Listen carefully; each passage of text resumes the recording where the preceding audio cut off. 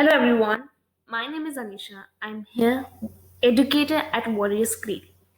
In today's video, we will talk about defense exams after 12th. I mean to say that after 12th, आप ऐसे कौन से defense के exams दे सकते हैं and you can become or start your training in becoming a training in defense officer.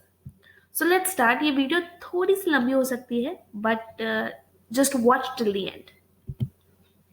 So you can join Indian Army after 12th by two entry schemes, right?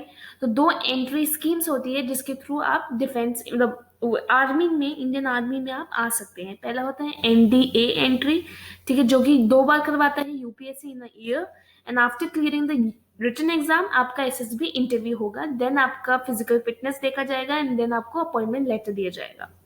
TES entry, in TES entry कोई written examination नहीं होता, ये apply होता है join Indian army के लिए when the notification come in their website. तो TES army का जो इंडियन आर्मी वेबसाइट है उसमें इसके जो रिक्वायरमेंट्स है that will be given. There are two ways of joining Indian Navy, ठीक है. Indian Army is the army, Indian Navy is the navy. Part is different, army part is different. So navy में अगर आप जाना चाहते हैं तो NDA and NA examination ये 2 होते हैं and you can join NA by taking the exam conducted by UPSC, right. UPSC करवाता है, नेवी का नेवी, एनडीए का नेवी करवाते हैं. Okay, you can join Indian air force. अब जो एयरफोर्स है bye 12th through 2 entry scheme. एक है सीडीएस, ठीक है, कॉमन डिफेंस एग्जाम होता है, एक होता है एफकैट, ठीक है. सो सीडीएस और एफकैट के थ्रू आप आफ्टर 12 2 एंट्री स्कीम में आप एयरफोर्स में इंक्लूड हो सकते हैं. तो इतनी चीज क्लियर कर दी है, ठीक है. एनडीए और टीईएस इंडियन आर्मी के लिए है, एनडीए एनए ये आपका इंडियन नेवी के लिए है जो नेवी करवाती है, ठीक है. You can join Indian air force, air force के लिए सीडीएस और एफकैट, इस एयरफोर्स में आप जा सकते हैं. अब हम बात करते हैं NDA. So national defence academy जो है नेवल अकेडमी, अब एनए आपका नेवल अकेडमी है, NDA is national defence academy, ठीक है. अब ये कौन करवाता है? यूपीएससी करवाता है. एनडीए एग्जाम 2 स्टेज में होता है, एक ऑफलाइन टेस्ट होता है इनका और एसएसबी इंटरव्यू होता है. After successfully passing this phase, candidate national defence academy Khadakwasla में भेजा जाता है जिससे कि 3 साल का वो कोर्स कर सके एंड 3 साल के कोर्स के बाद सिलेक्शन होता है and then he become a और शी बिकम अ ऑफिसर.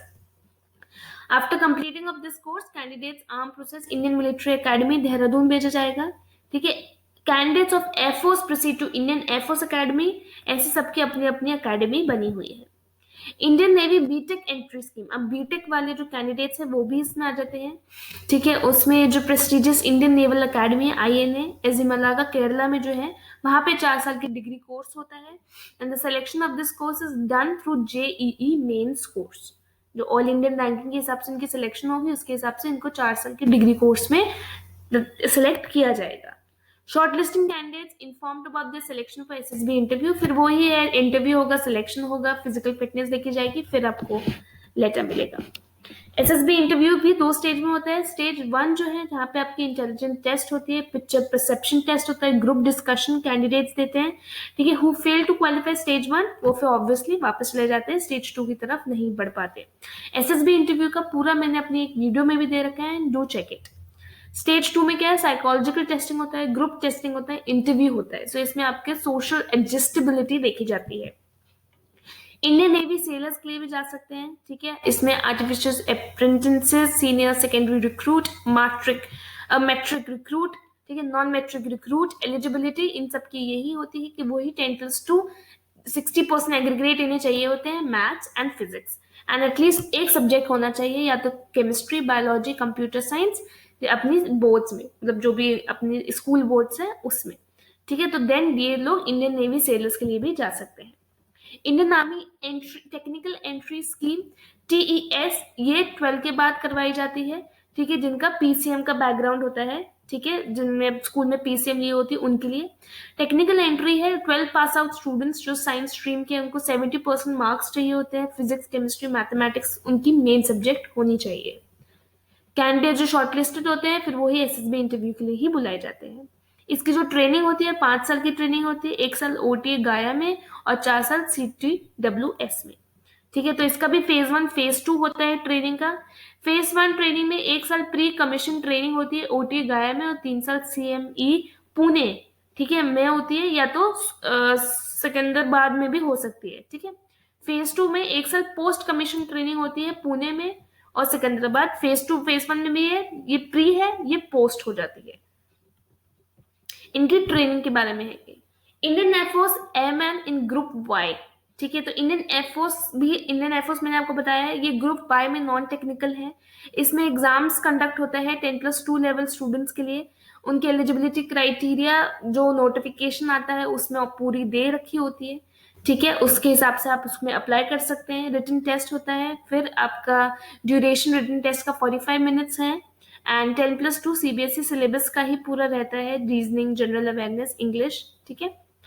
इसमें क्या होता है, एडेप्टेबिलिटी टेस्ट 1 होता है जिसमें सारे कैंडिडेट्स रिटन टेस्ट पास किए, अंडरटेक किया होता है ऑन द सेम और subsequent day depending on the local condition.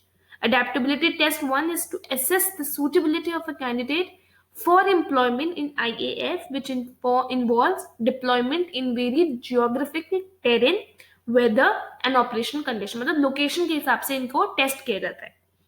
Adaptability test 2 जो होती है, टेक अंडरटेक, ये बेसिकली पॉलिसी इन्वॉल्व, ये selecting candidates who can adapt to environment of Indian air force. ये इन्वायरमेंट, वो लोकेशन, ये इन्वायरमेंट के हिसाब से आपकी टेस्ट करवाई जाती है।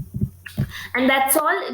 जो आपको 10+2 के बाद आपको सिलेक्शन में काफी मतलब डिफेंस एग्जाम कोर्सेज में काफी काम आएंगे, बट ये सब एग्जाम्स के लिए काफी अच्छी प्रिपरेशन चाहिए, and warriors creed are here to provide you all the preparation for these exams which I have tell you। So basically ये सारे एग्जाम तब तक आप क्लियर नहीं कर सकते ऑब्वियसली जब तक आप प्रिपेयर नहीं कर पाए, बिकॉज सारे ही एग्जाम टफ होते हैं, एंड डिफेंस में जाना इज नॉट अ छोटी बात, right. So start preparing yourself with Warriors Creed। I will give you the description, I will give you the website link in the description below, and hit like button if you like my video। Thank you and have a nice day।